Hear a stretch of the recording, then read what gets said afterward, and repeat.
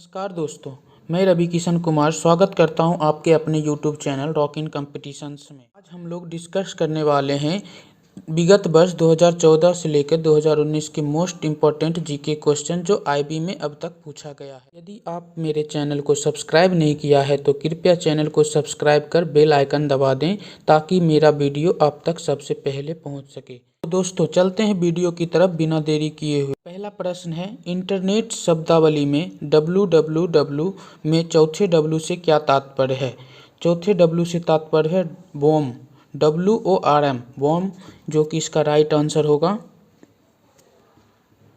दूसरे प्रश्न की तरफ चलते हैं, IPv6 पतों की साइज कितनी होती है। IPv पतों की साइज भारतीय संविधान मान्यता देता है। भारतीय संविधान ऑप्शन नंबर सी धार्मिक और भाषिक अल्पसंख्यकों को मान्यता देता है। क्वेश्चन नंबर 4, भारत के राष्ट्रपति ने अयोध्या विवाद को किस अनुच्छेद के अंतर्गत भारत सुप्रीम कोर्ट में भेजा था। हो जाएगा ऑप्शन नंबर ए 143 के अनुसार। यह एक अधिकार है जो राष्ट्रपति को संवैधानिक अधिकार दिया गया है। क्वेश्चन नंबर 5, संसद के दो सत्रों के बीच का अंतराल इससे अधिक नहीं होना चाहिए। इसका राइट आंसर हो जाएगा ऑप्शन बी 6 माह। स्वर्ण क्रांति संबंधित है, स्वर्ण क्रांति संबंधित है ऑप्शन नंबर डी बागवानी से। प्रश्न 7, जीएसटी किस प्रकार का कर है। जीएसटी अप्रत्यक्ष कर है। इसकी अवधारणा की शुरुआत कनाडा से हुई है। भारत में यह 1 जुलाई 2017 से लागू किया गया है। प्रश्न संख्या 8, करकुमा लौंगा कौन से मसाले का वैज्ञानिक नाम है। इसका राइट आंसर हो जाएगा ऑप्शन सी। हल्दी को करकुमा लौंगा बोला जाता है, जीरा को क्यूमिनम साइमिनम कहा जाता है, लौंग को साइजीजियम एरोमेटिकम कहा जाता है, धनिया को कोरिएंडम सहीबुम कहा जाता है। वयस्क मानव के हाथों और पैरों की हड्डियों की संख्या मानव की सभी हड्डियों की संख्या के लगभग कितना प्रतिशत होता है। इसका प्रतिशत हो जाता है 50% लगभग। इसका राइट आंसर होगा 50%। हाथों में 54 और पैरों में 52 हड्डियां पाई जाती हैं। इनमें से कौन सी ग्रंथि को मानव शरीर की तीसरी आंख कहा जाता है। प्यूटिट्री, ऑप्शन बी। प्यूटिट्री ग्रंथि को मानव की तीसरी आंख कहा जाता है। सर्वप्रथम विश्व में किस क्षेत्र में आलू की खेती आरंभ हुई थी। इसका राइट आंसर हो जाएगा दक्षिण पेरू। 11 का बी। ल्यूकेमिया एक कैंसर का प्रकार है। यह किस रक्त के अनियमित वृद्धि के कारण होती है। यह श्वेत रक्त कणिका यानी WBC के अनियमित वृद्धि के कारण होती है। क्वेश्चन नंबर 13, पहली विज्ञान कांग्रेस अधिवेशन जनवरी 1914 में कहाँ आयोजित हुई थी। यह आयोजित हुई थी कोलकाता यानी राइट ऑप्शन ए। यह 15 से 17 जनवरी एशियाटिक सोसाइटी सभागार में आयोजित किया गया था। क्वेश्चन नंबर 14, महान गणितज्ञ आर्यभट्ट उच्च शिक्षा के लिए इनमें से किस स्थान पर गए थे। इसका राइट आंसर हो जाएगा पाटलिपुत्र यानी बी। स्वराज पार्टी की स्थापना कब हुई थी। स्वराज पार्टी की स्थापना 1923 में हुई थी। इसके संस्थापक थे चित्तरंजन दास और मोतीलाल नेहरू, जिसका उद्देश्य था राज्य परिषद के चुनाव में भाग लेना।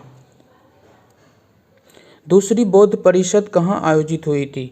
इसका राइट आंसर हो जाएगा वैशाली। क्वेश्चन नंबर 17, राष्ट्रपति क्रमशः कितने सदस्य लोकसभा और राज्यसभा के लिए नामांकित करते हैं। इसका राइट आंसर हो जाएगा ऑप्शन बी। लोकसभा में 2 और राज्यसभा में 12 लोगों को नामांकित करते हैं अनुच्छेद 331 के तहत। क्वेश्चन नंबर 18, भारतीय संविधान की किस अनुसूची में शपथ व शपथ पत्र प्रारूप दिए गए हैं। अनुसूची 3। इसका राइट आंसर होगा पी। 19, भारतीय संविधान का भाग 4 में राज्य के नीति निर्देशक तत्व कहाँ से लिया गया है या प्रभावित है। यह लिया गया है आयरलैंड के संविधान से। यह भारत के संविधान के भाग 4 में अनुच्छेद 36 से 51 में वर्णित है। भारतीय संविधान का कौन सा अनुच्छेद सर्वोच्च न्यायालय के मूल अधिकार क्षेत्र को परिभाषित करता है? यह हो जाएगा अनुच्छेद 131। इसका राइट आंसर सी हो जाएगा। 21 चंद्रशेखर वेंकट रमन को 1930 में भौतिकी का नोबेल पुरस्कार उनके किस योगदान के लिए दिया गया? इसका राइट आंसर हो जाएगा बी, ऑप्शन बी, प्रकाश बिखराव, यानी इसको रमन इफेक्ट या स्कैटरिंग ऑफ लाइट भी कहा जाता है। 1929 में नाइटहुड, 1954 में भारत रत्न और 1957 में लेनिन शांति पुरस्कार से सम्मानित किया गया था इनको। रमन इफेक्ट की खोज के उपलक्ष्य में 28 फरवरी को राष्ट्रीय विज्ञान दिवस मनाया जाता है।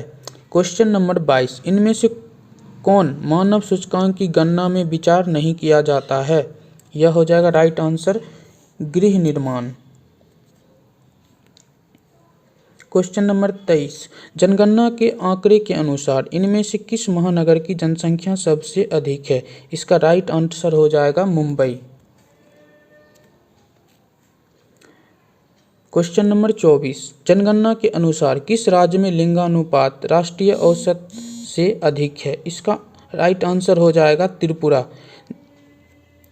ये ऑप्शन के अनुसार देखा जाए तो इसका राइट आंसर हो जाएगा त्रिपुरा, जबकि सबसे अधिक केरल राज्य का है 1084 और सबसे कम है हरियाणा 879। भारत का लिंगानुपात है 943 पर 1000, जबकि त्रिपुरा का है 960। क्वेश्चन नंबर 25 रेडक्लिफ लाइन का नाम सर रेडक्लिफ के नाम पे रखा गया, यह किन देशों के बीच की सीमा रेखा है? यह हो जाएगा भारत पाकिस्तान के बीच। क्वेश्चन 26 निम्नलिखित में से कौन सा पर्वत श्रेणी सबसे पुरानी है? इसका राइट आंसर हो जाएगा Aravali, option number B. Question number 27 इनमें से कौन सी नदी जो पूरब से पश्चिम की ओर प्रवाहित होकर अरब सागर में मिल जाती है?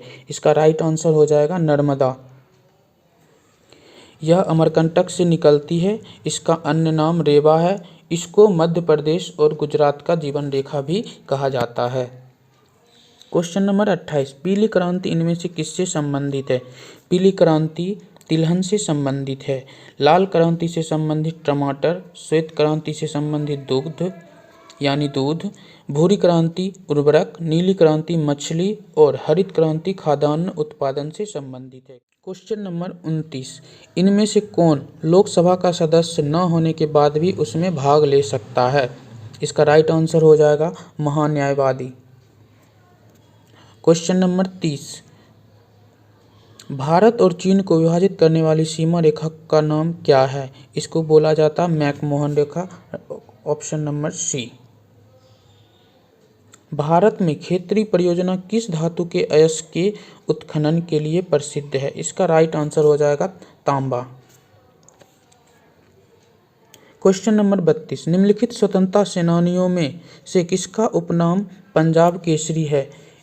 लाला लाजपत राय को पंजाब केसरी के नाम से भी जाना जाता है। क्वेश्चन नंबर 33 तानसेन सम्मान किस राज्य सरकार द्वारा दिया जाता है? यह सम्मान मध्य प्रदेश सरकार द्वारा दी जाती है। भारत में सबसे ऊंची पर्वत शिखर K2 है। भारत में सबसे ऊंची पर्वत चोटी कंचनजंगा है, जबकि K2 सबसे ऊंची पर्वत शिखर है। क्वेश्चन नंबर 35 इनमें से कौन सा संस्थान शांति स्वरूप भटनागर पुरस्कार प्रदान करता है? इसका राइट आंसर हो जाएगा ऑप्शन बी CSIR। इसरो का फुल फॉर्म होता है इंडियन स्पेस रिसर्च ऑर्गेनाइजेशन और CSIR का होता है council of science and research industrial research. ICAR Indian council of agricultural research. INSA का होता है full form Indian national science academy. Question number 36 Bharat का सर्वोच्च वीरता पुरस्कार है, इसका राइट आंसर हो जाएगा अशोक चक्र। अशोक चक्र को भारत में सर्वोच्च वीरता पुरस्कार कहा जाता है। क्वेश्चन नंबर 37, भारतीय संविधान की 8वीं अनुसूची में कितनी भाषाएं को जोड़ा गया है? 8वीं अनुसूची में कुल 22 भाषाओं को जोड़ा गया है। क्वेश्चन नंबर 38, निम्न में से कौन सा मौलिक अधिकार नहीं है? ऑप्शन ए, संपत्ति का अधिकार अब मौलिक अधिकार नहीं है। इस अधिकार को भाग 12 के अनुच्छेद 300 क में रखा गया है 44वें संविधान संशोधन 1978 के तहत। क्वेश्चन नंबर 39, इनमें से कौन सा अम्ल मनुष्य के पाचन क्रिया में सहायता करता है? हाइड्रोक्लोरिक अम्ल, जिसे HCl भी कहा जाता है। वायुमंडल की जो हवा है गैसों का मिश्रण है, उसमें सबसे अधिक प्रतिशत किस गैस का है? इसका राइट आंसर हो जाएगा नाइट्रोजन। नाइट्रोजन पाया जाता 78% लगभग, ऑक्सीजन 20.95%, आर्गन 0.93%, कार्बन डाइऑक्साइड 0.04%। चलते हैं नेक्स्ट क्वेश्चन की तरफ। सूखा रोग यानी रिकेट्स किस विटामिन की कमी से होती है? सूखा रोग यानी रिकेट्स विटामिन डी की कमी से होती है। क्वेश्चन नंबर 42, प्रथम महिला अंतरिक्ष यात्री कौन थी? इसका राइट आंसर हो जाएगा वेलेंटीना तेरेस्कोवा, यानी ऑप्शन ए। पुलित्जर पुरस्कार किस क्षेत्र में दिया जाता है? पुलित्जर पुरस्कार साहित्य व पत्रकारिता के क्षेत्र में दिया जाता है। क्वेश्चन नंबर 44, हीराकुंड बांध किस राज्य में है? हीराकुंड बांध उड़ीसा राज्य में है। और यह किस नदी पे है? तो यह महानदी पे है। थार मरुभूमि या मरुस्थल मुख्य रूप से किस राज्य में है? यह राजस्थान राज्य में है। FDI की पूर्ण विस्तृत रूप है। इसका राइट आंसर हो जाएगा foreign direct investment. 47, question number 47, gateway of India कहाँ है? इसका राइट आंसर हो जाएगा Mumbai.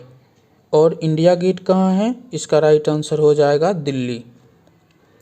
Question number 48, online networking सेवा में जिसमें मार्फत 144 कैरेक्टर का टेक्स्ट मैसेज भेजा जा सकता है, यह है ट्विटर। एकमात्र है ट्विटर जिस पे मार्फत 144 कैरेक्टर का टेक्स्ट मैसेज भेजा जा सकता है। क्वेश्चन नंबर 49, संसार का सबसे बड़ी झील टीटीकाका कहाँ स्थित है? इसका राइट आंसर हो जाएगा पेरू और बोलिविया, ऑप्शन नंबर डी। 50, निम्न में से सौरमंडल का कौन ग्रह गैसीय नहीं है? इसका राइट आंसर हो जाएगा शुक्र, यानी सी। श्रीरंगपट्टनम की संधि टीपू सुल्तान और किसके बीच हुई थी? इसका राइट आंसर हो जाएगा ऑप्शन नंबर बी, कॉर्नवालिस के साथ। श्रीरंगपट्टनम की संधि टीपू सुल्तान और कॉर्नवालिस के बीच हुई थी। क्वेश्चन नंबर 52, भारतीय संविधान की मसौदा समिति के अध्यक्ष कौन थे? भारतीय संविधान की मसौदा समिति के अध्यक्ष BR अम्बेडकर थे। क्वेश्चन नंबर 53, निम्न में से किस राज्य में द्विसदनात्मक विधानसभा नहीं है? इसका राइट आंसर हो जाएगा मध्य प्रदेश। वीडियो देखने के लिए धन्यवाद। मैं आशा करता हूं कि यह वीडियो आपको पसंद आई होगी और आपके एग्ज़ाम के लिए सहायक सिद्ध होगी। तो हमारे इस